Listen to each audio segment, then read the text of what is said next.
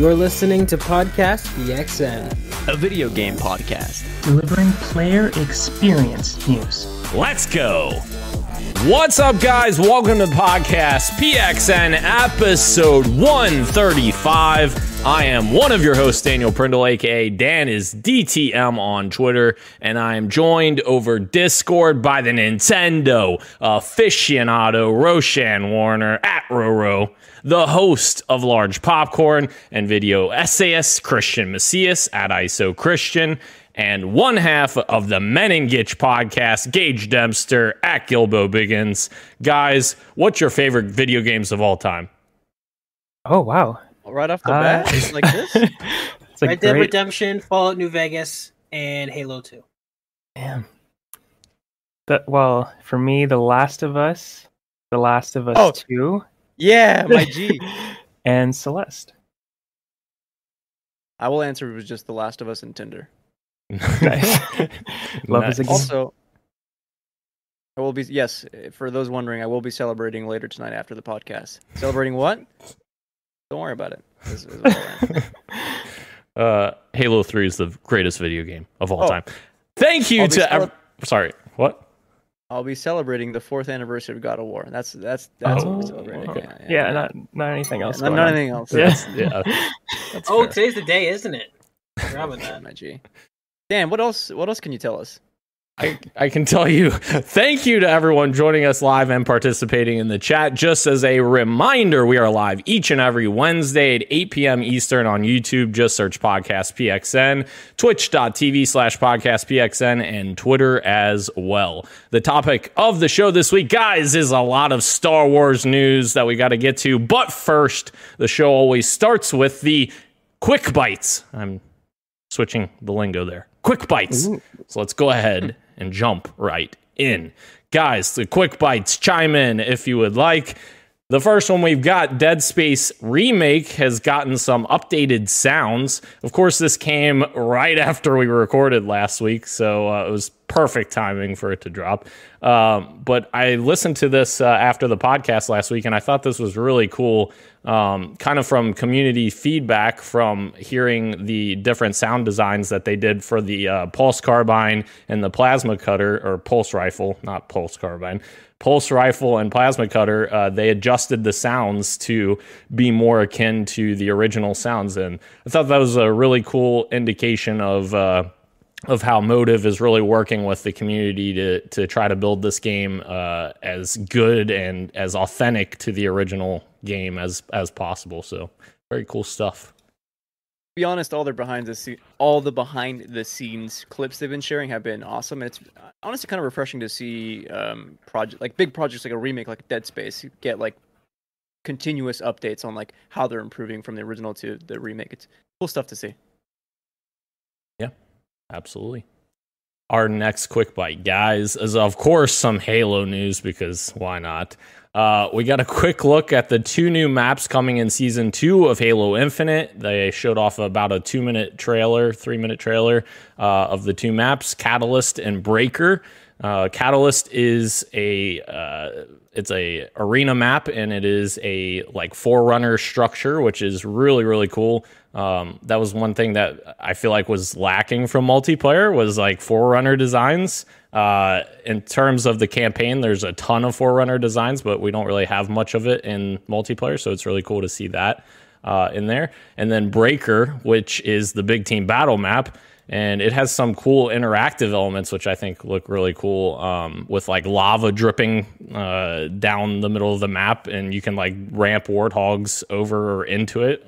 Looks really cool. Looks like fun. Gage is shaking his head no. No, my cat is just hijacking my...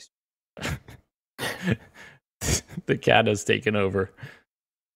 And then some more Halo Infinite news for our next quick bite, guys, is a Halo Infinite Battle Royale has been maybe confirmed. Jez Corden,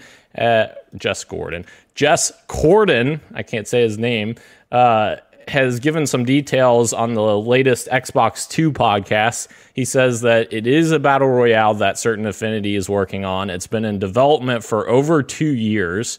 It's a huge deal. Of course, I'm sure it's a huge deal.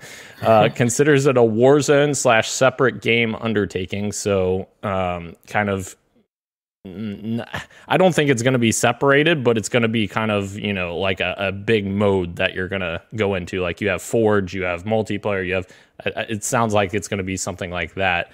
Targeting Fortnite, Warzone, Apex audience. And he believes it's targeting either Season 3 or Season 4. And it also somehow ties very heavily into Forge mode, similar to maybe like something like Fortnite Creative mode. And they brought in Certain Affinity for the specific mode, and I don't think they're going to ignore the rest of the game. Yeah, they're not going to. 343 is working on the main game, so of course Certain Affinity is working on this version of Halo Infinite. So, very interested to see this pan out and see what it actually turns into. But Season 3 or 4 is a lot sooner than I anticipated, for sure. Christian? Yes, hello. Christian from Podcast PXN. Gage and Dan, I have a question for you both. How do you feel about this announcement? I don't know. Okay, from the outside looking in, I feel like this is... First, I dig the transparency. Again, I dig the insight. But it's also like when they're kind of not so clear kind of details on the BR, it's almost like, well, why are we announcing it this far in advance? I don't know, how you guys feeling about this? Well, if I, it seems like street meat. Yeah, I don't think this was an official announcement. I think this was a scoop. So yes, correct. Actually, it's almost as a counterpoint. They haven't announced anything. They haven't really communicated that. So, this is good. I'm kind of disappointed it's a battle royale. I mean, like it's so hard to. It's very. Like Halo as a universe lends itself to the battle royale to that format really nicely. Like since before Infinite launch, everybody's talking about, ODST drop pods landing on the ring is such a cool idea, and it still is. But it's kind of like, I don't know. I want the core game to sort of get up to snuff before they add another huge game mode like this. Which I agree with you, Dan. I think it's going to be like a separate menu, like. Not a separate download, but like campaign, multiplayer, and then whatever this is. I think you're right on that. Yeah, I mean, it's cool that it's been in development for over 2 years. I'm guessing when they got Coalition to help is probably when they reached out to Certain Affinity, like around that same time period, and brought them on to. They brought on Coalition to help with the core game, and then they probably reached out to Certain Affinity. It was like, hey, we need something else as well. So, yeah, I'm excited that it's not the core team doing it, that they're not going to sort of have resources pulled from them, but I don't know. I'm kind of lukewarm on this one, to be honest. Yeah, I think that's the important thing. Like 343 is still working on Halo Infinite's, traditional sandbox and presumably campaign expansions as well, which we haven't seen or heard anything about just yet. But yeah, it's Certain Affinity working on this. I'm excited to just see what they do with it. I'm a pretty big fan of BRs. I just don't play them much anymore because I've been playing other things. I literally played Fortnite for probably 2 years straight, like literally almost exclusively. So yeah, I would be excited for this. But yeah, like you said, Gage, I'm glad that 343 is still going to continue working on the main game so that you don't, forget about that audience, of course. But moving on, guys, to our next quick bite. Jason Momoa has officially been announced to set to star in the Minecraft movie as Gabriel the Warrior, which I have no idea. Can you just say that sentence one more time, please? Yeah. Jason Momoa. Oh my god. Yeah. Of course, I don't know anything about Minecraft lore or if Gabriel's important. Christian, do you... I can't speak to the Minecraft or Gabriel. Actually, I don't know. It feels like Gabriel might be an OG character, or no, OG, a new He's character. He's a saint, isn't he? Sure. Well, that's a joke. But what I do know is that Jared Hess is writing and directing, and you may ask yourself, who the heck is Jared Hess? Well, let me tell you. Jared Hess is of course, of Nacho Libre and Napoleon Dynamite fame. So as soon as I read Jared Hess, I'm like, you know what? Now I'm in. Now they got me. You ready for this? Are you ready for shit to hit the fan? Both of those movies severely overrated. Christian has left the building. All right. Wow. He's not coming back. He's not coming back. Yeah. Oh, welcome back, Christian. Oh man. This is a really weird story, but I remember Telltale. And maybe this is what Gabriel is from, but I remember when Telltale did that that Minecraft story mode game, and they made a story out of Minecraft.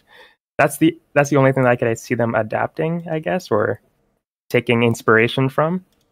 Because I can't speak to the Minecraft lore either, but I don't think there is a story in the base Minecraft game. Is there? There's not. I don't know why I know this, but I don't know if I'm guessing it started as a joke, or I don't know if there actually is some sort of Minecraft deep lore. I think Gabe is supposed to be like the default skin guy, like with the green shirt and the blue. Isn't that Steve?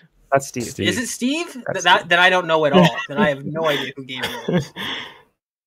That was my one guess. So actually, Ro, you're spot on. He is from story mode, Minecraft story mode. Nice. So okay, that's cool. Yeah, very interesting. And then to combine with that, we have more news as well. Dwayne "The Rock" Johnson, of course, is executive producing the It Takes Two movie, which is being developed by Amazon. Obviously, everyone expected Dwayne "The Rock" Johnson to be, backing It Takes Two, because those two things are just synonymous with one another. But no, I think this is really cool. Obviously, Amazon has taken their projects very seriously lately, so I have hope that they're going to do this justice. But it'll be interesting to see, I guess. You know what? Sorry. Dwayne "The Rock" Johnson, you know what? He's not that unfamiliar with family-friendly movies. He's done a lot of good ones over his career. He's done there's the football one with the Disney girl. Can't remember her name. I know which one you're talking about. She was the girl. I know Christian knows too. I know who you're talking about. I don't remember her name though. Yeah, so I mean, he's done stuff like this before to varying degrees of success. I'm just curious. Does this line up with the comments he was making a few months back when he was talking about doing a big video game project? Was when he was talking about that stuff, was he talking about starring in, or was he just talking about involvement? Is this what he was talking about, or is this something different? Well, Gage, according to the report, it's also possible that Johnson will star in the movie, though the cast hasn't been finalized yet. Oh, okay. To which I will add, Dwayne "The Rock" Johnson does not strike me as a divorced dad vibes kind of guy. Nope. Definitely I need me a Steve Carell or an Ethan Hawke. Yeah. Maybe nobody's even divorcing Dwayne "The Rock" Johnson.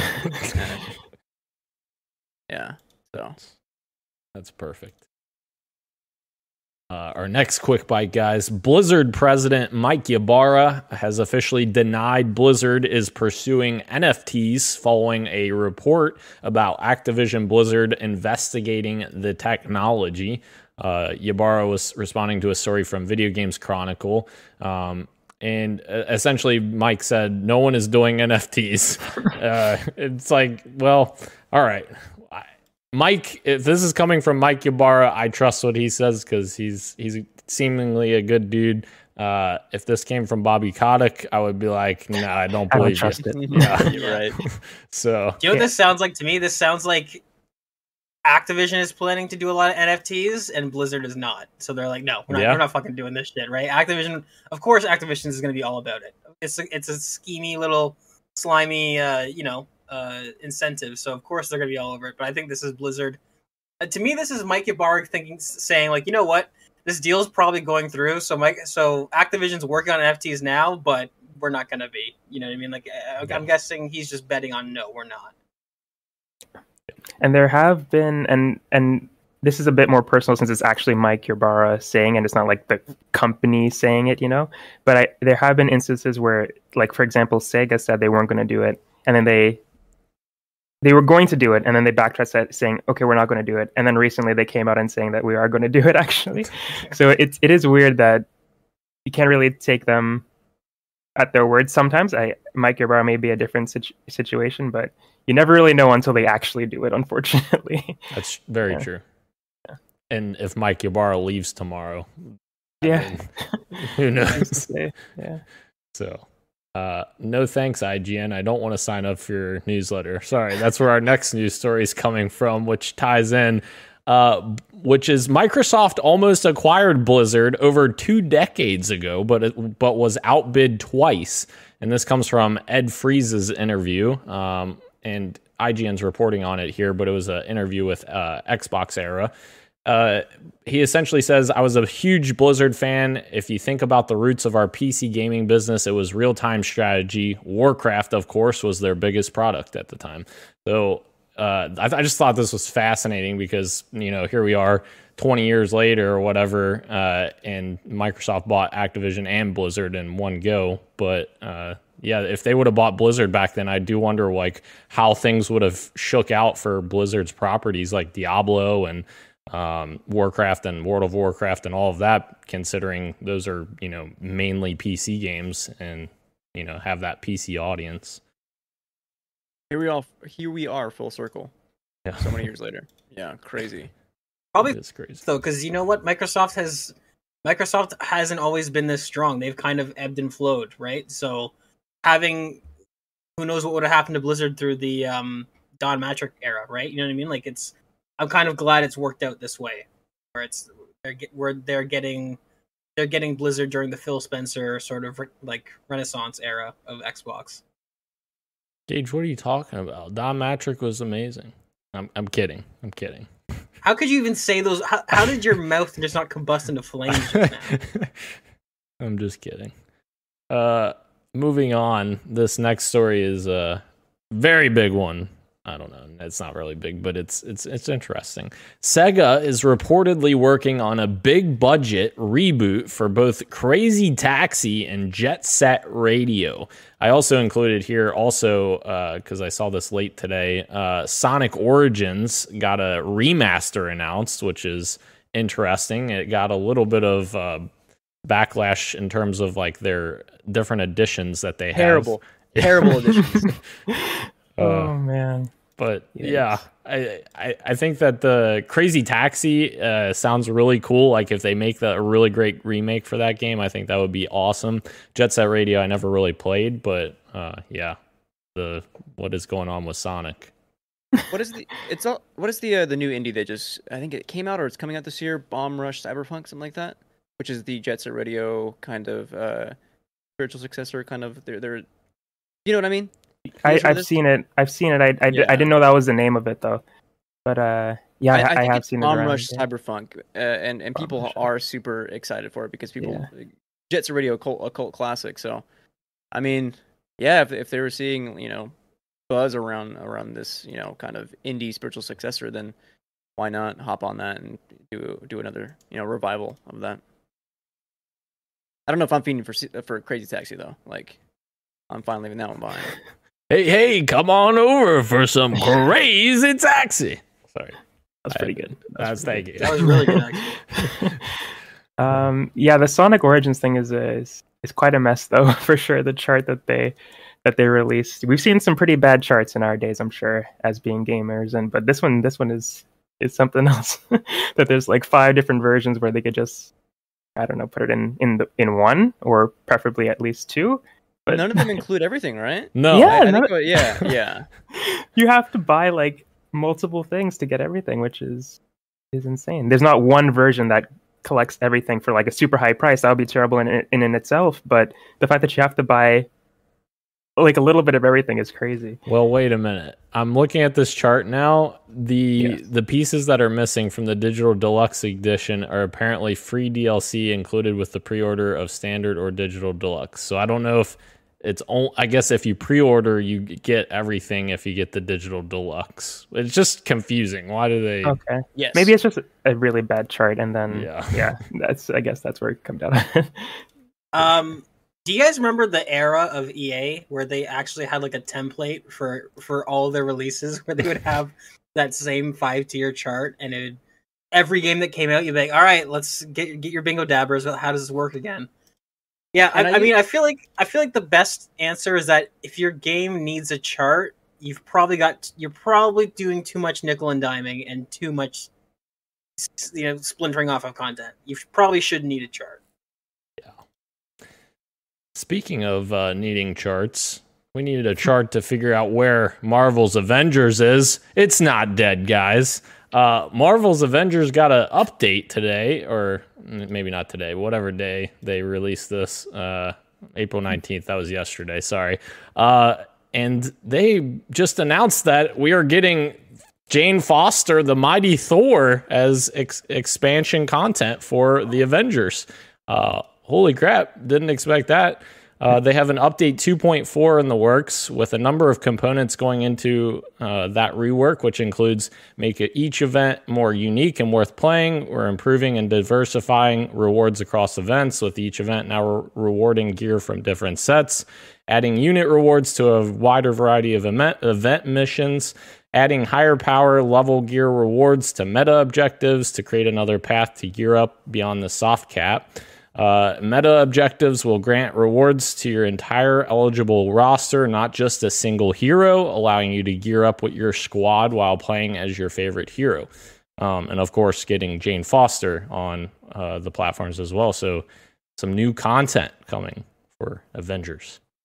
And you say it's not dead, and I want to fact check you so bad, because there was another article that came out today, or maybe it was a tweet or some kind of scoop that was talking about how even though despite this update, they still have no plans for a roadmap beyond anything that they've actually been working on. So yeah, I was going to bring that jump up in too. here, and I clicked on the link here, and this is not the blog of a very thriving live game. Let me tell you that. Like, it may not be dead, but it's on life support. Yeah, I clicked on this blog, like, expecting to scroll down a couple pages. Nope. This is not the blog of a healthy game. So, I think the clock is still ticking on this one. Indeed. Your time is almost out, Avengers. Moving on, our next quick bite. Voice chat has finally arrived in Battlefield 2042. Here we are, 5 months after launch. But let's fucking go, boys. I am glad that they're going back and addressing these things. I think it's going to take some time for DICE to get Battlefield 2042 in a position where people will be excited about it again. But are they even going to? They're already working on the sequel.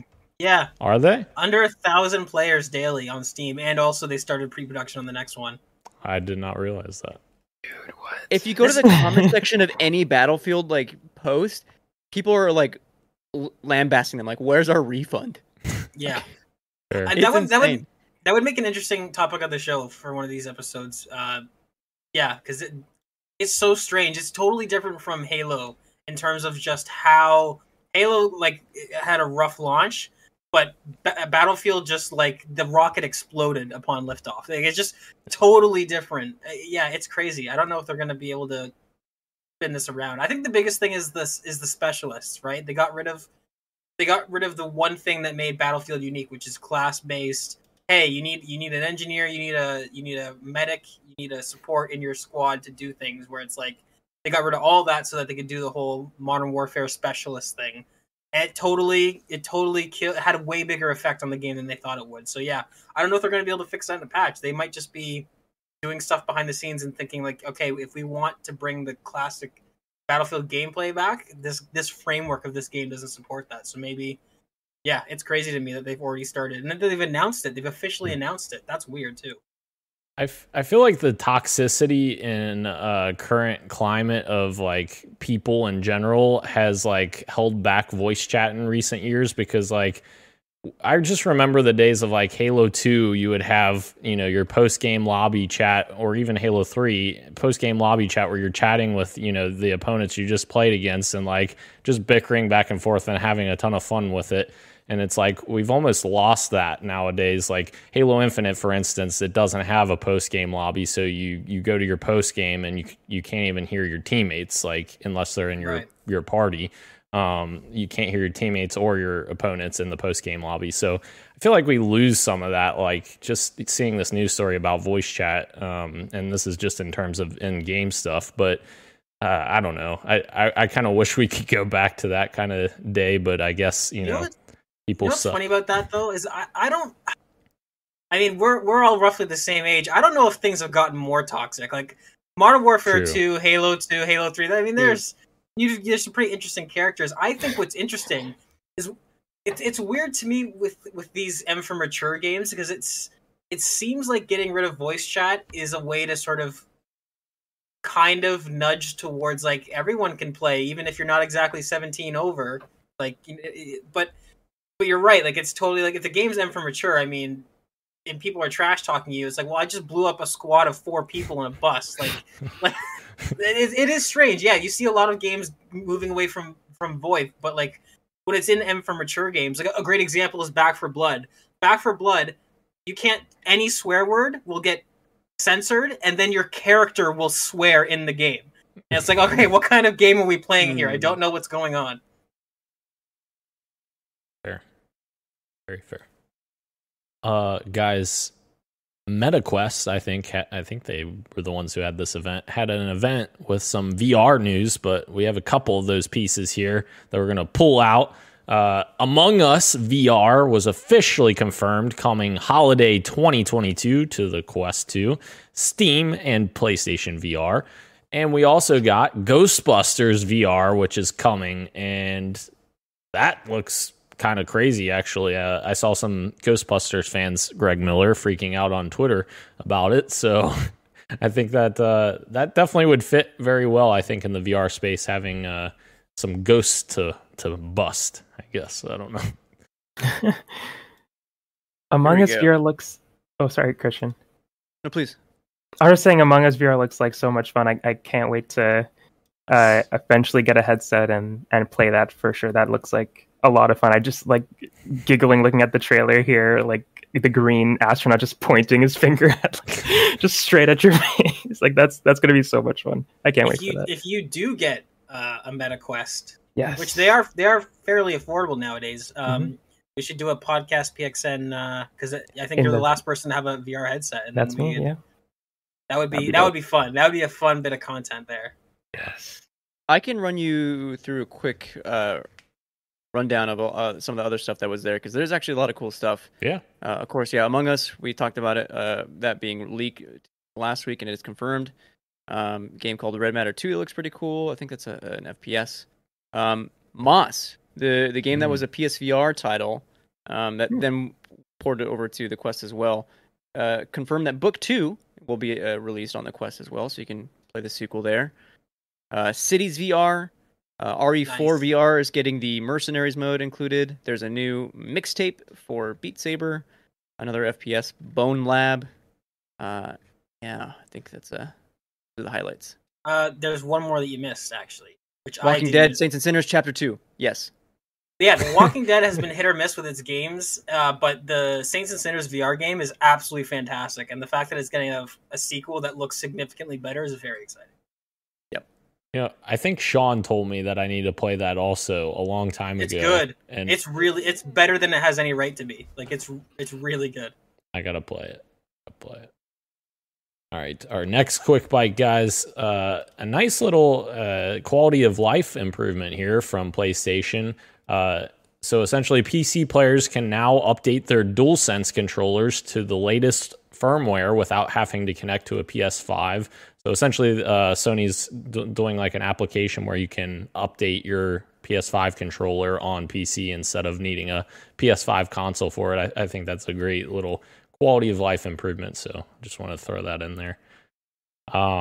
Guys, I don't know how this game is going to fail. So whoever chose this as the counter pick, I'm so sorry.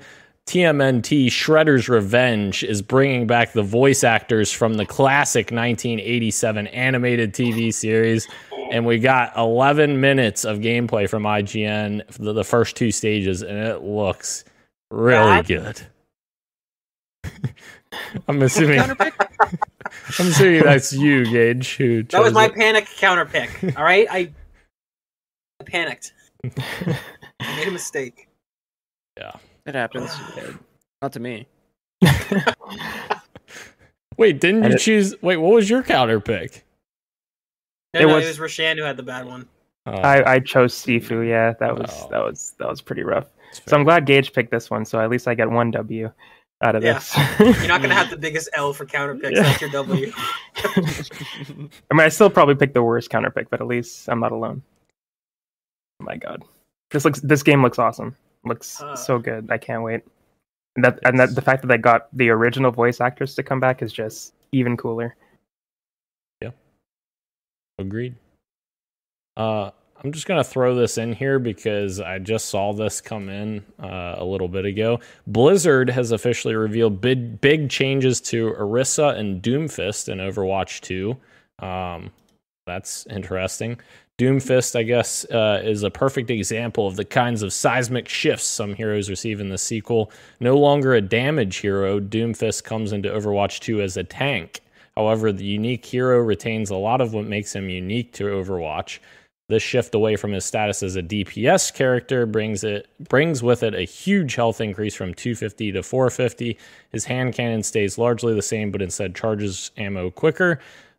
His signature rocket punch is also quicker while dealing less damage, but it keeps its knockback power. And his new kit really differs in Overwatch 2 with his new power block move, which reduces incoming damage to the front by 90%. There's a bunch of other changes in here, but I don't even know where. Okay, Doomfist's Seismic Slam now launches him into the air, similar to Winston's Leap, which I understand that. I know who Winston is. And also, rounding out Doomfist's new kit is a new iteration of Meteor Strike, which is his ultimate ability, and his ability gains a shorter cast time, but it deals reduced damage and no knockback. Orisa, on the other hand, Orisa's primary fire is a larger projectile that deals more damage the closer she is to enemies and uses a cooldown system that activates if you overheat her weapon. She has a secondary fire, Energy Javelin, which is now a skill shot projectile javelin that hits the first enemy in its path, dealing a micro stun and extra damage if it pushes them into a wall. Keeping with the offensive and javelin-based themes, those pesky barriers are no more. Instead, Javelin Spin lets Orisa spin a javelin that destroys enemy projectiles, increases her movement speed, and knockback damage enemies as well. And her ultimate ability, Terra Lance, causes Orisa to become fortified and pull in nearby enemies while she charges up an area of effect attack. I don't even know what I just said, but that's a lot of information. Yeah, but you said it. Yeah, this comes from Brian Shea from Game Informer. I just want to give him credit because I was reading directly from Game Informer there. So nice, lots of stuff. And then, guys, the final quick bite. Bungie has officially left a Easter egg in Destiny 2 that is teasing their new IP. I thought this was very cool to see. Of course, Bungie has a long history of doing this kind of stuff. Of course, famously alluding to Destiny and Halo 3 ODST with the little Destiny poster. So very interested to see what this little Easter egg is and, what their game is, their next game. Heck yes. I'm sure they will do it. And I'm not sure if it's in the game right now because Christopher Baird did a walk back his tweet and changed his yes to a maybe recently. And then I'm not sure if I don't want to say who it is because I'm not sure their relation, but I thought they were related somehow. But this other person that I assume either they work with or he lives with says, "You're a damn troll." So it's possible that it's not in the game yet, but I know, like you were saying, they have done this in the past for sure, so it's only a matter of time that they do it because they did it for Destiny. I think they did it for other Halo games in the future too. So, yeah, I'm excited for when they do it if it isn't already there, because it's always fun to search around for those little secrets in Destiny. Agreed. Guys, I'm introducing a new segment here, the PXN WTF of the week. To preface this, I literally... Why are you hating, man? Wait a minute. Okay, to be fair to the audience, I do hate this man that I'm about to talk about. However, this literally is the worst redesign I've ever seen in my entire life. I thought that when I saw this and maybe you guys disagree, but when I saw this, I thought it was a joke. And then I looked and I was like, okay, it's not a joke. A Ninja got a new logo. He actually paid someone for this logo, and I think his original design. His original design looks amazing. I actually love his original design. And like the new design, I'm just like, is this like Adidas with like plain text? Like, I don't even, what the heck is this? Isn't it like his, sorry, go ahead. None of my business is what it is. That's fair. You know what? As someone who doesn't watch any streamers and could give two shits, I will say, Dan, you're absolutely right. The first logo is leagues better than the second one. But my God, man, stand down. Leave the horse alone. It's dead. Oh, man. I do like the original logo more as well. So, yeah. The font, the original font too is like, like perfect. Why? Yeah.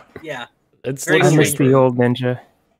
Everybody always says that. So man. Yeah, I don't miss the old or new Ninja. All right. Man. Moving into the PXN news of the week, guys. Our first news of the week. I thought this would be a cool first story here for us. It's a little bit of a story. It'll be a quick story, I promise. It won't be like my Overwatch story that I just told. This comes from Paul Russell, which of course he worked on the Halo series for a while with Bungie, and he was tweeting at Halo. Halo posted this image yesterday, so I'll add that I built and textured the Flood Elite combat form and did the textures and materials for this environment. Tweeting in regards to the original Halo Combat Evolved.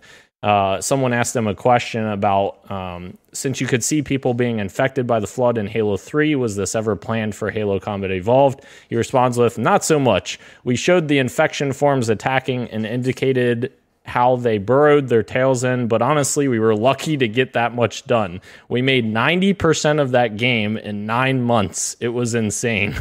So then people proceeded to ask, you made the Halo Combat Evolved in 9 months?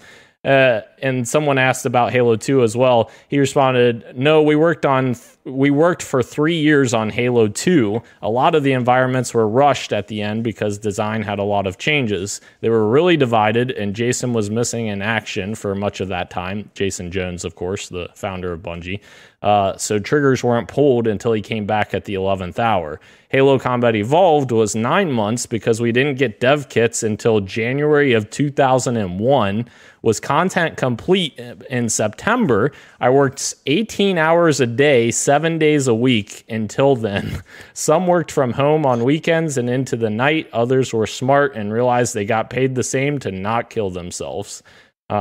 He said, we had fun most days. There was always times for tomfoolery. I remember the day Jamie, and I'm assuming he's referring to Griesemer, which was one of the design leads for Halo, made some tweaks that made the game fun for the first time. I think right before content complete, he shouted, Halo is going to make $1 million.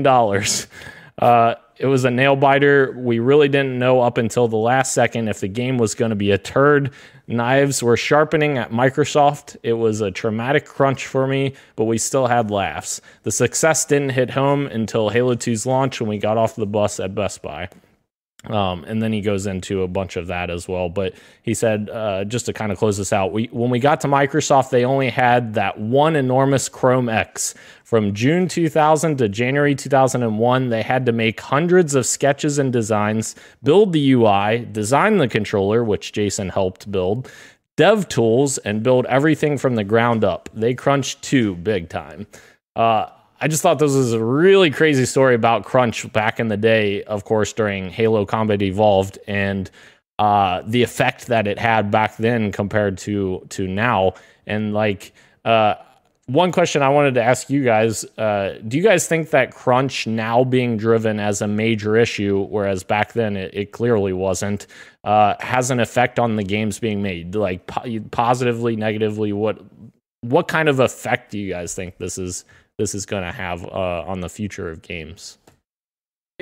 Sorry, just a clarifying question. Do you mean like, will hopefully less crunch lead to, how will that affect the industry? Yes, correct. Sorry if I didn't make that clear. Okay, time is going to... I was actually thinking about this, right? Because obviously it would have a positive effect on like relations with their employees, right? But that would lead to fewer games, right? Right. And like, would there be a drop in quality? Was the big question I was kind of thinking about, because obviously when it's a business, right? Games need to come out eventually. Games can't keep being postponed forever you know. So I don't know. I don't have an answer because I really don't know what that's going to look like, because crunch is like all I've ever really known. So I don't know. I think mandatory crunch is what the issue is, and it's unfortunate because everybody just uses the term crunch, but like we've all 4 of us here have our own YouTube channels. We've all made content. And I don't know about you guys, but like some of my best content was made from me staying up for like 13 hours straight in this in an absolute zone, just like, okay, I know exactly what I gotta do, and I just sit there and I check the time and like, oh shit, it's been 4 hours, I'm still editing this video. Like crunch can be a good thing. I think the problem is mandatory crunch, right? Like this game needs to get done by this time. You're not leaving your office until XYZ. That's the type of crunch that's super unhealthy. But like, I mean, yeah, I think crunch can absolutely lead to creative breakthroughs. And like, I think it really, in the industry, it's as simple as just offering like, okay, here's an overtime policy. If you'd like to stay, you know, if you want to stay as long as you want, if you want to work here all night, you can. That's your own choice, and we'll pay you for it. But like the problem is when it's like, okay, this game needs, we've arbitrarily decided this game needs to come out at this holiday window, so get it done. Like that's the type of crunch that will absolutely have an effect on games in the final quality of them. But I think trying to say, go ahead. That's kind of what it's the unspoken rule now of most studios, is that there is no kind of, I mean, I say a lot of studios have no quote unquote mandatory crunch, but they're encouraged, right, to do this. And when they see like their superiors staying over and the whole teams are staying, and like it leads to people feeling like they're forced to kind of stay because everyone else is doing it. And so it's kind of like this unspoken kind of mandatory. So to me, that is also mandatory. Like I mean, no bullshit. Like you have an actual leader in the team who's not pressuring, because that's exactly you're right, Christian. Like on the wall, you know, the policy is no forced overtime, but they make comments and they pressure you. So when I'm saying no mandatory, I mean like including that bullshit where it's like, oh, I'm not technically saying you have to stay. No, that is still mandatory crunch. That is still fostering a work culture that promotes, you know, if you're not putting in as much as I'm putting in, you're not a part of the team. Like that's bullshit.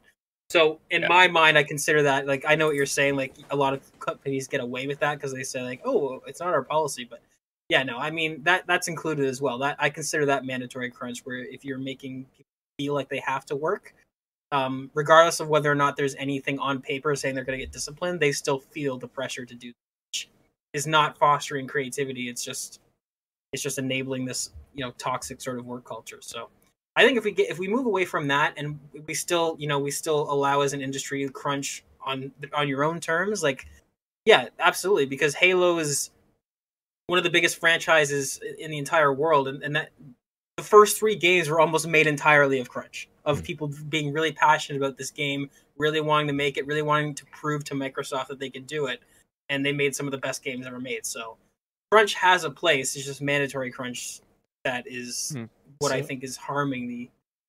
There's also an interesting dichotomy there though too, because it's like if you're not encouraging crunch, but like even if it's not mandatory, the people that want to, you know, go crunch or whatever for so many hours, they may be looked upon as being quicker for, you know, raises or promotions or whatever. So it's still in a tricky area where it's like, is it mandatory? No, but like, could that still be influenced on the work environment?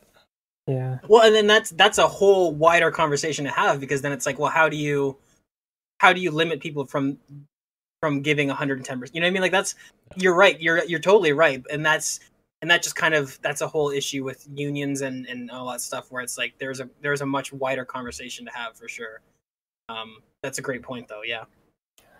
I just wanted to say that I totally agree with everybody, what everybody is saying, and with what Gabe is saying, where we all kind of crunch in whatever we may be passionate about, like whether it be a drawing or a video or something like that. And I do think some amazing things have come out of crunch, but at the same time, even though crunch does sometimes help us put out really good work, at the same time it does also impact our health, and it could also have the opposite effect where we are burnt out because we're working so much that we just like don't want to do this ever again. Right. So yeah, I think it does have a place as well. I think it's just all about monitoring it and having it in a healthy amount, I guess I should say. But it's so hard to measure that. Like how do you know you've crunched enough, or you only know until you've crunched too much, unfortunately. Right. So it's a weird thing to buckle down on, but I don't think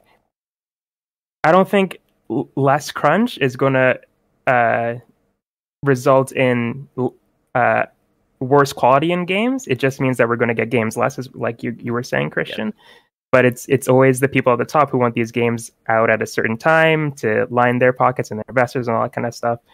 But I don't think less crunch is ever going to equal something bad. I think it's always going to be a good outcome. Speaking of crunch and unions, though, there was a bigger article that came out this week that I sent to Dan, and he refused to include in the doc. Oops. In fact, he LOL'd at it today. Yeah. Wait, what? He messaged me privately saying, Christian thinks I'm going to put this in the show. He's watched me not do it. Wait, what? Exactly. And you sent the Mario one, right?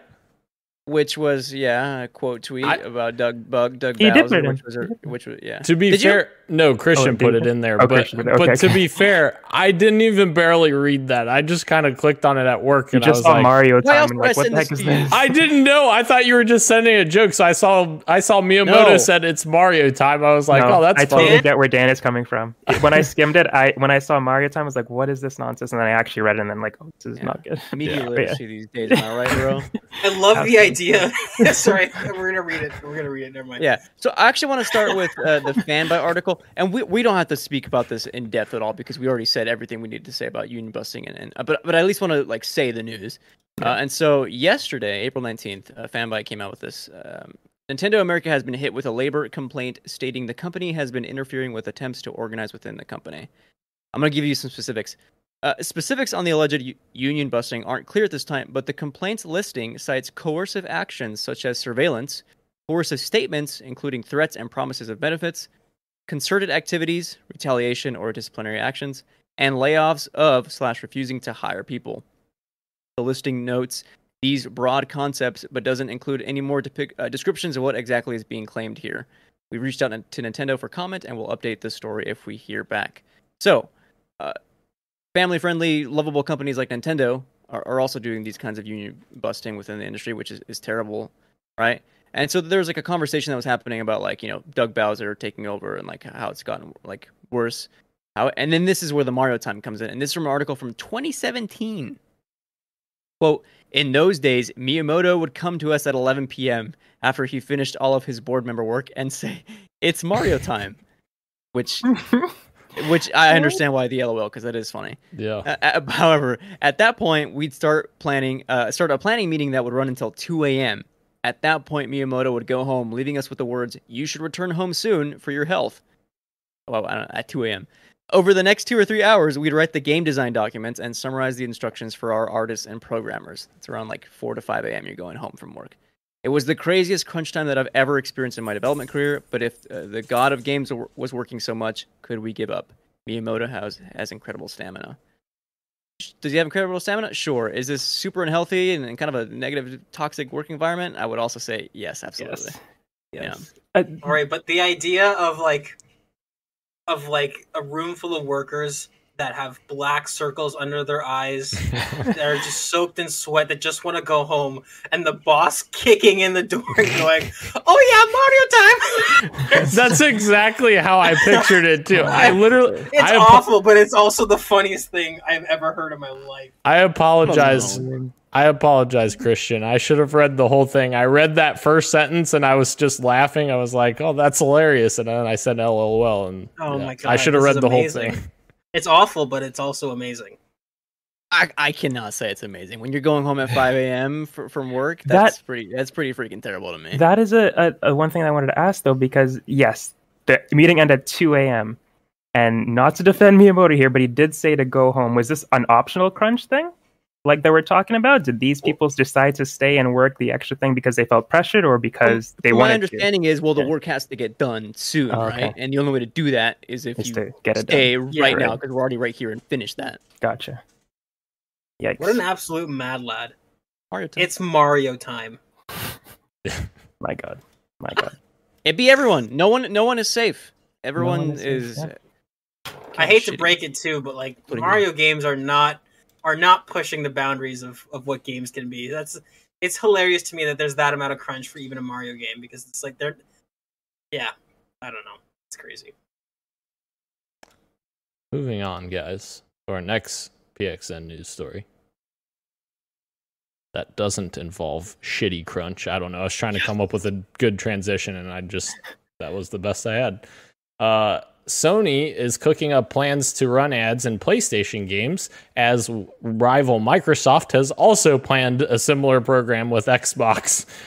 So not good. Apparently, this is going to happen again, which I didn't realize the article I linked to is you have to pay for. Yeah. So I'm not going to do that. Oh my God. This is the problem, Dan. I'm tired of being consumer in every aspect of my life. I already bought the damn console. Yep. You know? That's fair.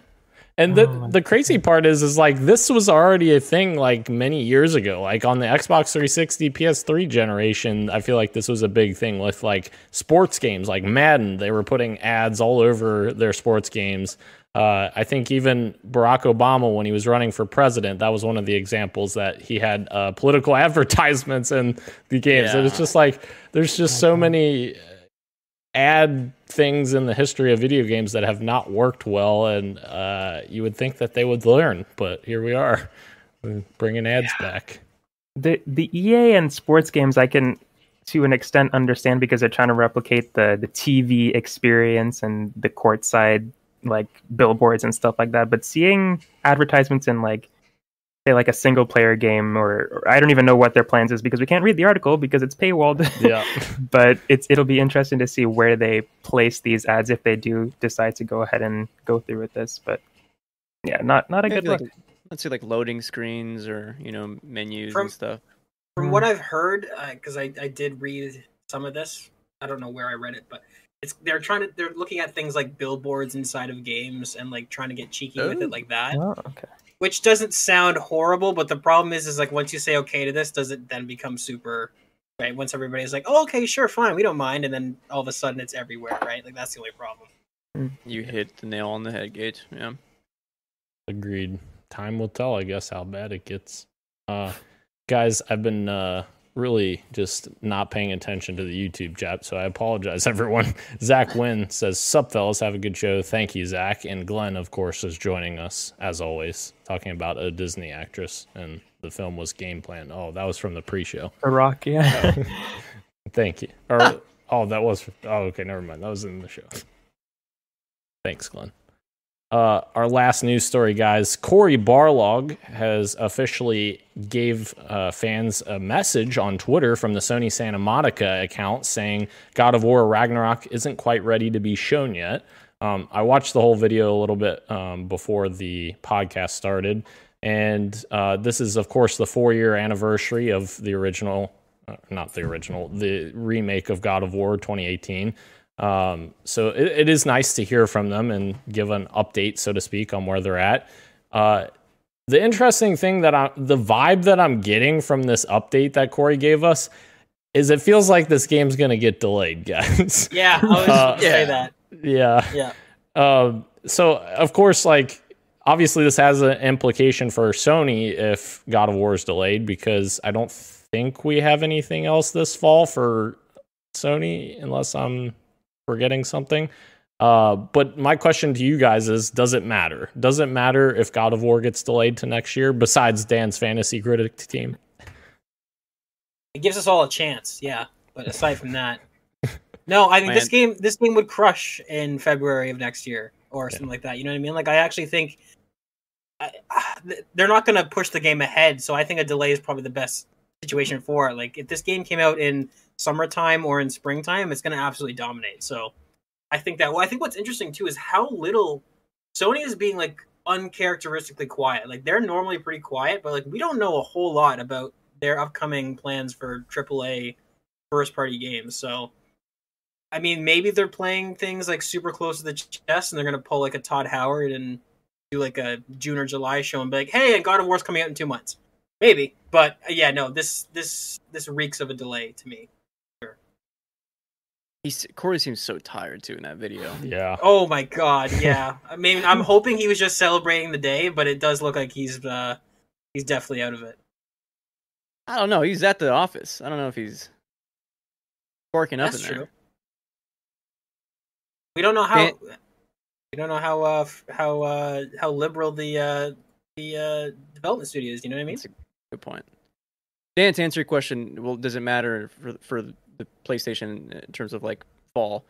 No, it hasn't mattered since 2014 when the PS4 dropped, and they had nothing that fall, and it was nothing but third-party games, and it still sold amazing, and then it continued that way for years. Doesn't matter when these big does not matter when these games come. When they come, they sell. Yeah, and in fact, the systems still sell. Yep. I don't think I could really add any more to that. That is the truth. I'm just so excited for this game whenever it does come around. I can totally see it being delayed. I feel, when did we first see the gameplay for this? Last year, right? 2021? I think it was. Oh my God. The trailer? When was that? We saw the reveal trailer in 20. It definitely wasn't last year. I think it was maybe 2020. Yeah. At the Game Awards, right? Or something like that? I think so. Yeah. I don't remember. But I know we definitely saw the gameplay last year. I'll search it up real quick. What are we talking about? The very first thing they showed was just the logo with just voiceover from Christopher Judge. Yeah. I think that might have been 2019 or 2020. That was the announcement. Then there was the right game. Then there has not been gameplay, right? I would not consider that a gameplay trailer. There has been gameplay trailer. That is gameplay, right? Really, it's really quick snippets. Come on, no, that is not a gameplay trailer. In-engine trailer. We can say. Let me see. There was combat in it, though, wasn't there? I think so. Yeah, no, there was. A gameplay trailer is like the 15-minute long, like no cuts. Someone is actually playing a sequence of the game. Oh, you mean like the deep dive, like the Red Dead style sort of? No, like gameplay. Oh. Okay. I'm looking at the trailer now, and it's okay. there's snippets. It's not like a full length of gameplay. You're right. But yeah, they call it the reveal trailer, and it was revealed 2021. Okay. Yeah. So, I mean, it looks those video game semantics where it's like gameplay trailer. Like there's gameplay in it. No, but I mean like a gameplay. Something. Yeah, that means something. Yeah. So this is the real reveal trailer. So I stand corrected on. So I would assume that before we get the game, I guess we would see a gameplay trailer, hopefully. And when that happens, we don't know, but hopefully in June, like Gage was saying. But does that come out 2 months later, like Gage is saying, or next year? We don't know. But I could see this being delayed. The way that he was talking about it makes me feel like it's delayed. But for sure. I was just trying to get the time frame around it via the trailers. But those really don't do much these days, honestly. We never really know when a game is coming out, honestly. I hope they don't do a gameplay trailer. And to be honest, I'm the closer we get to it, the more I'm thinking they might just not do it. Because gameplay trailers take a long time to produce and make, and it takes time away from development. Like, look at Miles Morales. Granted, that was like a smaller sequel title. That didn't really wait, no, it did have a gameplay trailer. Take it back. I'm pretty sure most games get a gameplay trailer. Yeah, like, I think true. It's, All right, you know what? Never mind. Fine, we're getting one. Yeah. I flip-flopped. All right. Well, I can't believe I did it to before we move on, I just want to say I really like the idea too of doing like a game story in 2 games instead of making it the arbitrary like trilogy. Like I think it's so cool that he's come out and said like this is the end of the Norse saga. Like just 2 games, that's all we need to tell the story. Cool. I like that. Yes. But then we go to the next mythology saga. Fine. And it continues. Yeah, I agree. It's cool.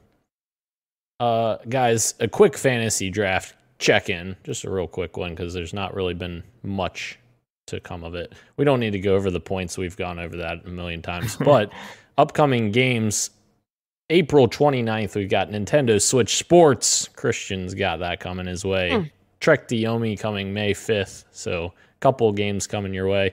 Ro, you've got your game Mario Strikers coming June 10th. So we got quite the run of games coming here very soon, and they're not my games for once. Yeah, so. Thank God for that, eh? All right, guys. Let's move into what you got for me.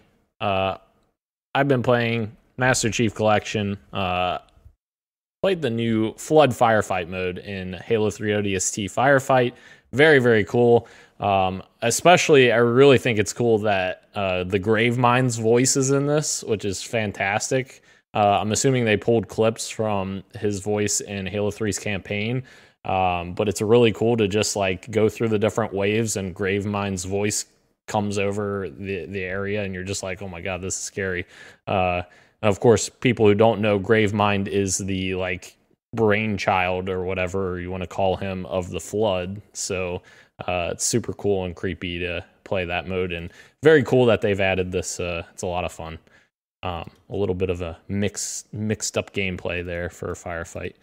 Also, when does it happen in the? I played Flood Firefight. I did not hear the Gravemind. Does that only happen at certain waves? No, it's pretty much after every wave. Yeah. Oh, okay. I'll have to listen for that. Yeah, he has different lines that he chimes in with, which I think at least some of them are from Halo 3's campaign, but I don't know if some of them are maybe cut dialogue, possibly. Yeah. But yeah, it's very cool. Also, I've been playing some VR again with Christian. We played last Friday. Had some fun with that, some thrills, some scares, some Dan crying. And also Daniel getting killed in mini golf by Christian because, you know.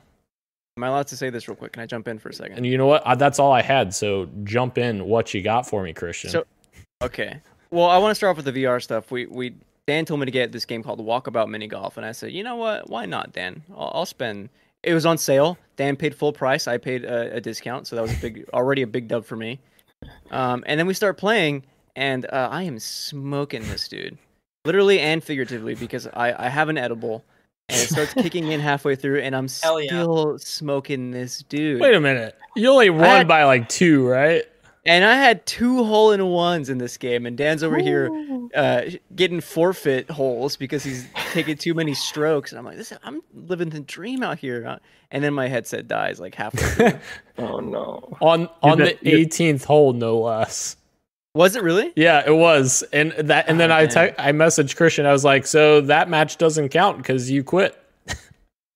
It doesn't. I'm with you, actually. Like, we should redo it. But yes. Yeah, it's been a lot of fun. I've also been playing some Rocket League again. That's why, if you've been on my Twitter, you know why I should. I was talking to my friend about this, and like, oh yeah, that's right. I was on an IGN video for like the dumbest clip, and they used it. So, but whatever. Now Mikal said my name. Hey, Greg. We don't talk about my old Twitter handle. And then I jumped into Fall Guys as well, and that's been a lot of fun as well. So. A lot of fun downtime. Bro, what you got for me? Alrighty, I am still playing Kirby and the Forgotten Land. So I beat the post-game final boss last week. That was fun. Enjoyed that. And by doing that, I unlocked I'm assuming the last and hardest level of this tournament area, which is just essentially boss rush. And it's very fun to try and like beat your time and kind of finish with the most health. So I'm having a lot of fun just beating up the bosses in Kirby. And I got this like really cool ability. I don't want to spoil it because if Christian's going to play it, I don't want to spoil it. But it's a really cool ability to just unleash this power on the various bosses, just creaming them. But besides that, that's it. Actually, that's all I've been playing. I'm hoping to actually doing this boss rush in Kirby makes me want to go back to Metroid Dread and play the boss rush mode. I kind of want to give that a shot, hopefully later this week. But yeah, just Kirby this week. That's all I've been up to. Heck yeah. I am going to play Kirby, so thank you for that. Gage, what you got for me? Just a whole lot of Back 4 Blood. The new update came out, new DLC dropped, and I might have put that in the wrong line. That's fine. And aside from that, just working on some other secret project type stuff. But Back 4 Blood's good. It's the DLC's fine. I think it's only priced at like $16 or something like that, which is a good price. Or that's the Game Pass price I think you pay. So, yeah. Aside from that, not a whole lot of gameplay. What's a 1-word tease from your secret project? It's not a word. That's not a word. Well, you could spell language has many forms of communication. All right. Moving into the topic of the show, ladies and gentlemen, or just gentlemen, because there's no ladies here. I don't know why I said ladies, but we just got a lot more from that. What? Amy Hennig, who is one of the original creators for the Uncharted series, of course, one of the lead writers on Uncharted as well, has announced that her studio Skydance New Media, which was founded in November of 2019, is making a brand new Star Wars game in addition to their previously announced Marvel project. So we've got some crazy stuff here. More Star Wars games on the way. It looks like the game will reportedly be a revival of Project Ragtag, and also based in the Imperial era, which, of course, Project Ragtag was the game coming from Visceral Games, which Amy was a part of at EA before EA disgustingly shut down Visceral Games. I loved Visceral Games. Rest in peace. People don't like single-player games, Dan, don't you know? Yeah. Don't Apparently. Christian, did you have something to throw in? A question, yes. But if you're going to keep going, then I can ask it in a second. I think that pretty much covers it. Okay. Because I did not... Okay, I was reading up on this stuff, but I'd never read that it's supposed to be a revival of Project Ragtag, which is why I did this, because that's exciting. But also, I don't know how rights work. Like, yeah. Can they do this? I think that's going to... It can't be a one-to-one, right? It has to be like just taking pieces from it and maybe... Yeah, okay. Yeah, I don't see this being like a literal revival. I think it's more so going to be like Amy obviously has the ideas in her head of what she wanted that to be, and they're going to use those ideas for this new project. Because, yeah, of course, EA owns the assets for that project. So, right. Yeah. Well, that's cool to hear, though. Sorry. Depending on how far along they got, like she might maybe, like in terms of like story and characters, EA only owns what she wrote down and documented, right? So she very well could have been like, oh, well, the opening area and the character design I can't use, but the overall story is still mine, right? It's still her idea. So I'm psyched because she was the lead writer on the first 2 Uncharted games, and I think she was co-writer on the third one. Yeah. Yeah, she's one of the most talented people working in the industry, and I hope this game comes out, and I hope it absolutely slaps, and I hope all the executives at EA lose sleep for the next 3 weeks after this game comes out. How dare you? I still get so angry. It makes me so angry, Dan. You don't know how angry it makes me. Can we talk about, just for a second, can we talk about how, like, freaking cool it was, like the way she announced it on Twitter? Just never tell me the odds. What a baller way to like say I'm still working on game. Yeah. By the way, Dan, if you're gonna use the word G, now is the time. What is he is an absolute G. For real. I have a quick question.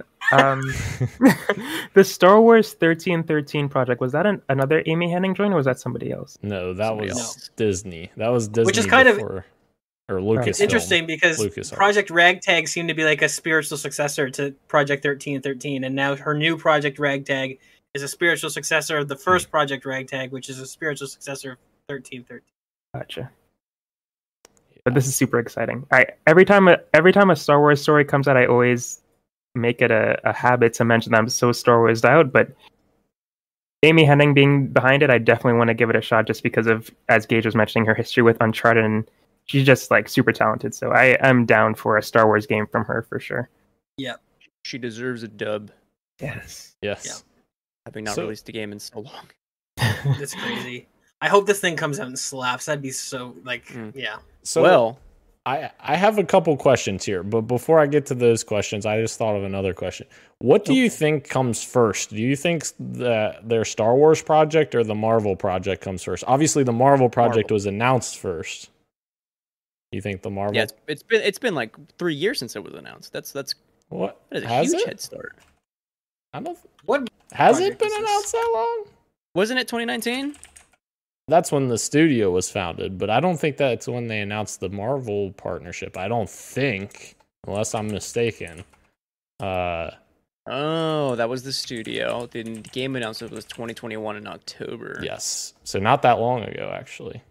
This definitely changes my answer to another question that you had. So I'm gonna delete that. Okay, well then I'll just go ahead and move into that question to kind of lead down the path here.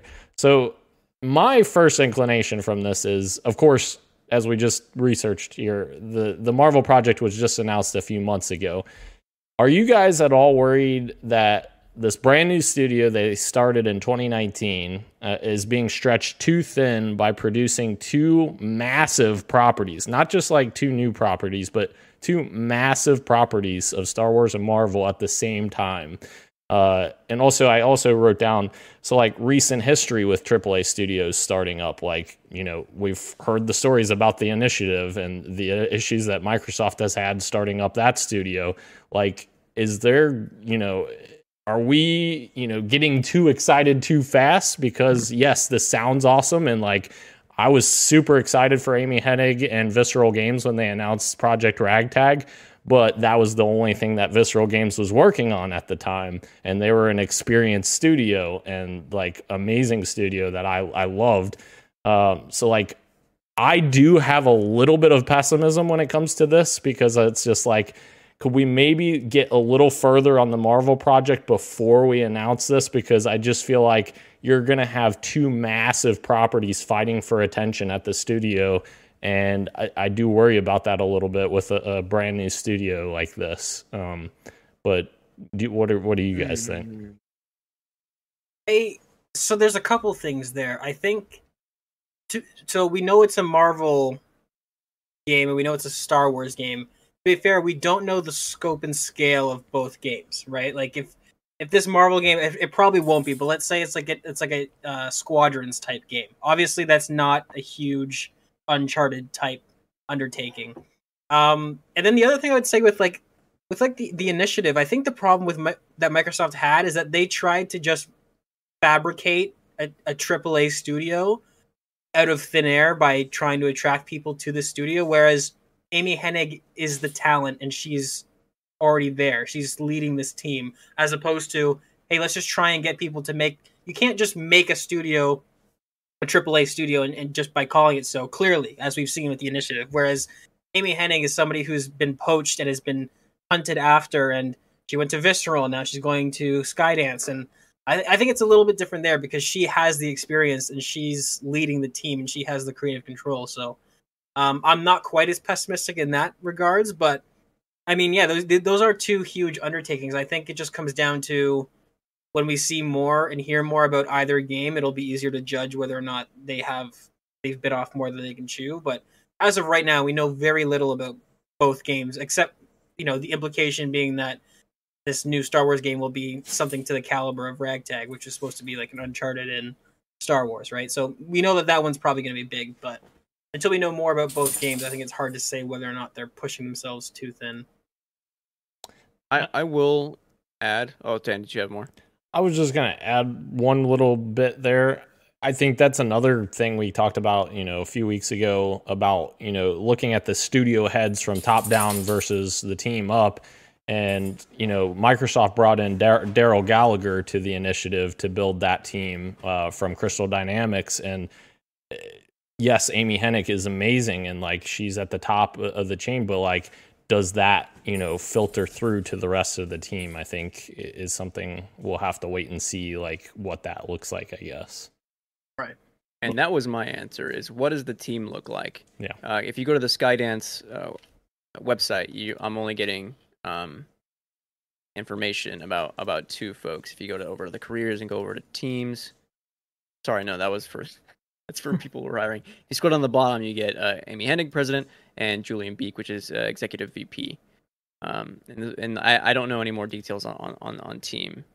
But for me, what's really going to speak to whether or not they're spreading themselves too thin or not is how well leadership is able to kind of work around that. And like depending on who they bring in, who they hire, how they lead their team forward, they'll really speak whether or not they're going to be spreading themselves too thin. And I hope that they don't, because if they can hire like veteran, kind of people from the industry, then I think they'd be okay. Like Naughty Dog, after Uncharted 2, it split into 2 teams and then worked on Uncharted 3 and The Last of Us at the same time, and that was like, sure, they weren't like a huge studio at that point. That's kind of more behind the scenes, but like it's not impossible is my answer. Right. Yeah.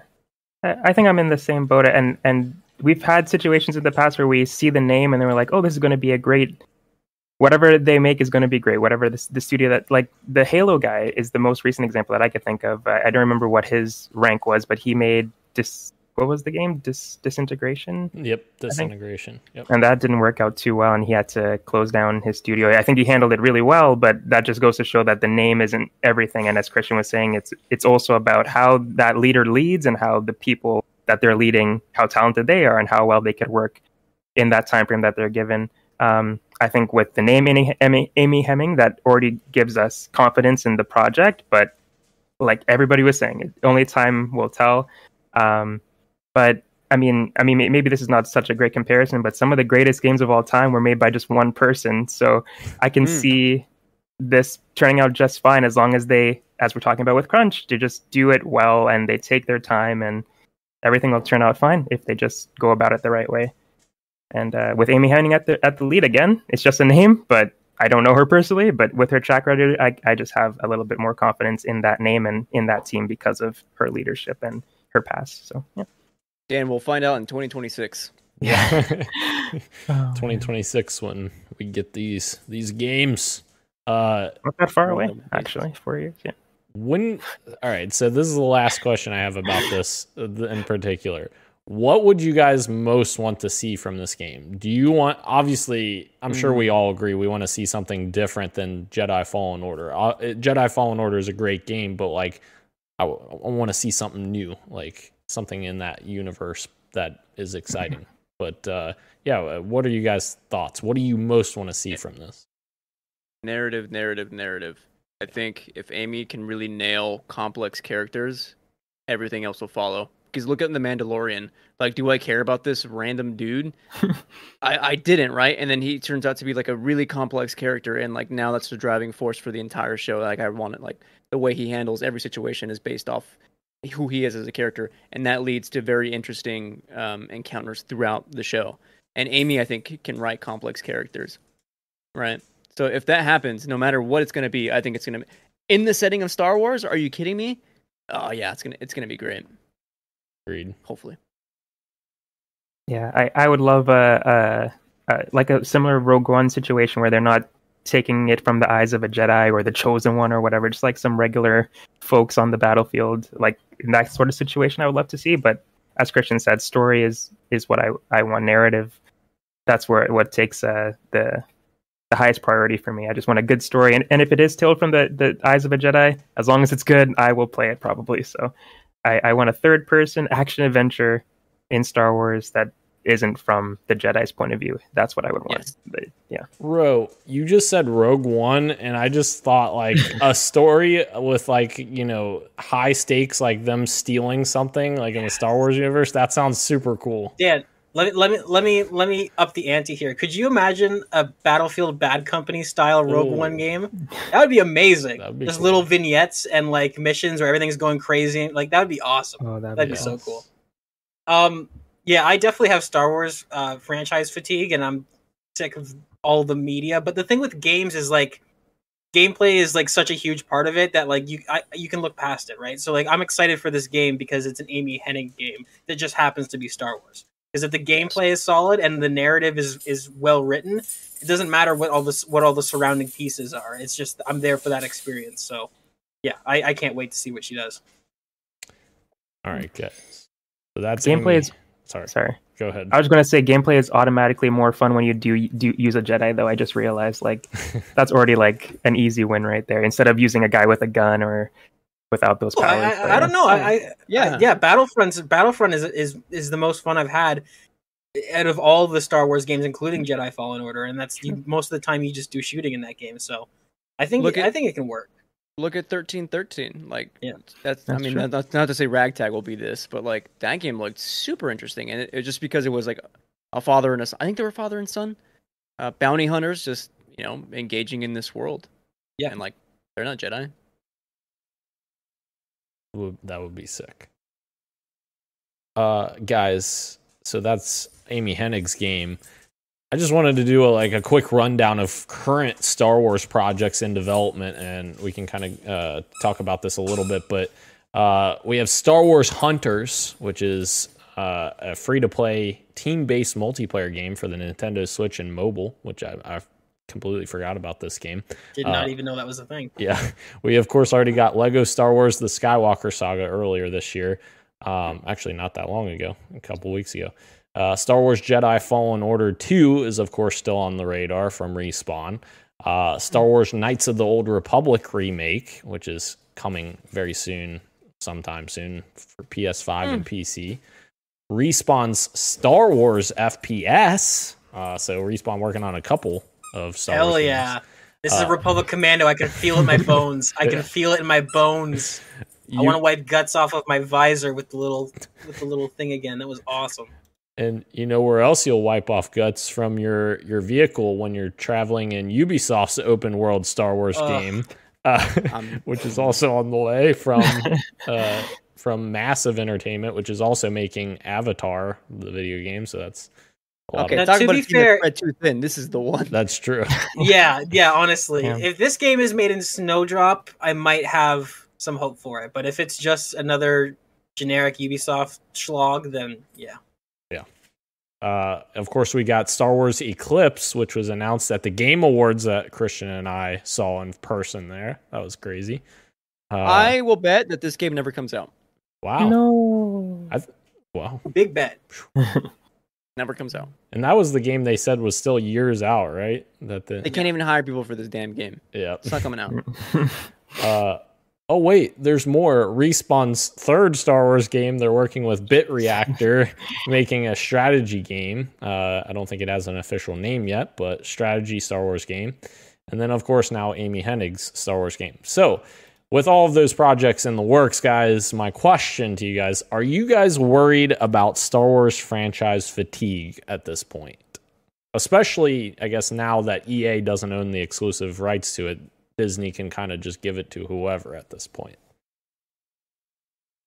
I wouldn't say worried. I would say, again, if you're a Star Wars fan, this is probably the best time, because the fact that the license isn't exclusive means that you can't just sit back and you have to really work for it to get that, sequel or whatever, that prolonged licensing deal that you want. So, I mean, I think there's a good chance that a lot of these games might be decent, but yeah, I don't.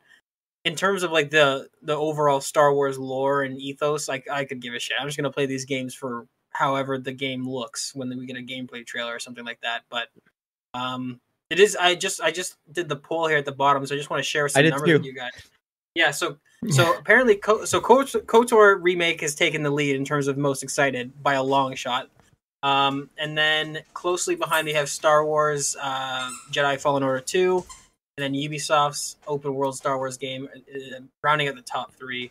And then after that, we've got Star Wars Eclipse in fourth. So a lot of people are excited for KOTOR. That's going to be cool. But I think, that's the thing. It's the hype for KOTOR. It's is it because it's Star Wars, or is it because people want a really cool RPG that's set in the Star Wars? It's because it's KOTOR. Exactly. Yeah, and KOTOR is one of the most famous in-depth RPGs ever. So I think a lot of this hype for these games is going to be oh, cool, I always wanted X type of game in the Star Wars universe with the Star Wars aesthetic. I don't think it's necessarily the fact that people are super hyped about Star Wars. It's just Star Wars looks cool. It sounds cool. It always has. So now you just get these types of games in that universe.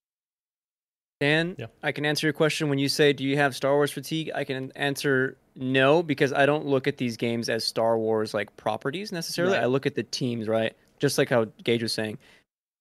I like Respawn Star Wars. I'm excited because it's Respawn.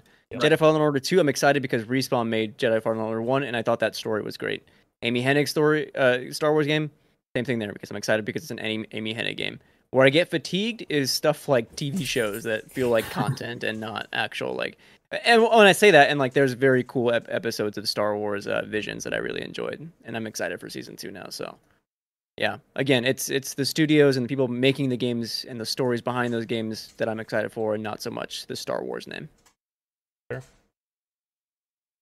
Yeah, I completely agree. Like what Christian just said about it being the studios. Totally agree. As I said earlier, I do have Star Wars fatigue right about now.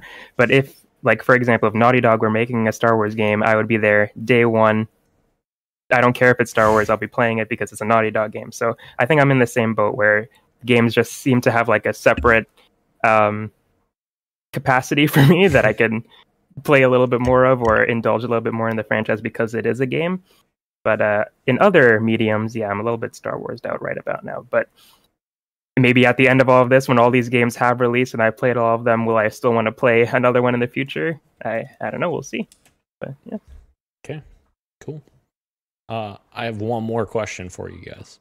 Ooh. Which game do you guys want most out of that list of Star Wars games we have coming? I will tell you, the one that I am most anticipating is probably, even with us not knowing anything about it, is probably the Respawn FPS, because I love FPSs.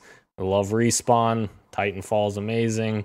So I'm very excited to see what they can do with that genre. Of course, I'm excited for everything else, like Jedi Fallen Order 2 and everything else. But yeah, I'm interested to see what that turns into. But Ro, what's your most anticipated Star Wars project coming? This is kind of a weird thing to say, but I think I would be excited for Star Wars Eclipse if it wasn't attached to all that craziness that studio is going on with, just because of the type of games that studio does make. I just speaks to me a little bit more like the narrative and the choice-driven stuff. I just really like that stuff, and that being in a Star Wars game, I think would really jive with my type of gameplay. But what Christian said, it totally makes sense because they can't hire anybody. I may not ever see that game, but that would probably be the one that I would be most excited for, because I just like that style of gaming with the multiple branching storylines, and that just sounds like up my alley. It'll be cool to see how because they said that that they're still doing all that stuff, but they're also adding a lot of combat and exploration and stuff like that. So it'll be really cool to see how those two things come together, because I also really like Quantic Dreams. I loved Detroit Become Human. So it's like, again, yeah, that type of narrative stuff in the Star Wars universe, like that could be really, really cool. I wish I loved Detroit. I only like one of those stories, and it's the detective story. I think for me, Quantic Dream only knows how to do detective stories. When they branch out, and like, oh, this isn't so good. Your themes are that heist, the TV station heist was one of the best set pieces in a video game I've ever. That was awesome. That was so cool. It's a shame how they treated that character, though. Yeah. Gage, what's your most anticipated Star Wars project?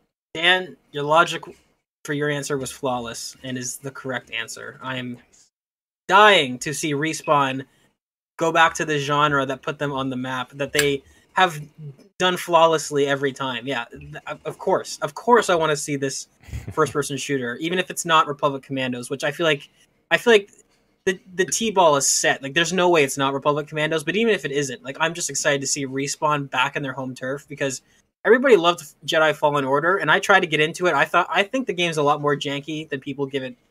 I think people are a little too high in that game. It's got a lot of jank, to me at least.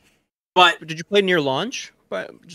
No, I picked it up on the Series X. I downloaded it like a couple months ago. Yeah. It's got some jank. I agree. It's got some jank, but like the fact that that game was so well received, and it's not even like their native sort of style of game. You know what I mean? So it's like to see Respawn go back to what they are kings at, which is first-person shooters, like fast and fluid. That would be awesome. That'd be awesome. What if it's not a Republic Commandos? What if it is more like Titanfall, where it's like you're playing as a Mandalorian and you can run in jetpack and do all that stuff? Like, that would be awesome. That would be so cool. I just want to thank both of you for saying that Jedi Fallen Order has a lot of jank, because I argued with Sean about that for so freaking long. I would argue about how stupid certain things were, and the game's perfect. I'm like, Sean, the game. I have no doubt the game is great, and I've heard a lot of great things. Like the story's great, the combat's great. But I could tell you looking at it, I'm like, the running animation is really weird and janky, and like the climbing, like it's got jank to it. But like, again, this is a a developer that's only done first person, shooters. So I would expect that. But no, the FPS for sure, without a doubt. Christian, round us out. Oh, sorry.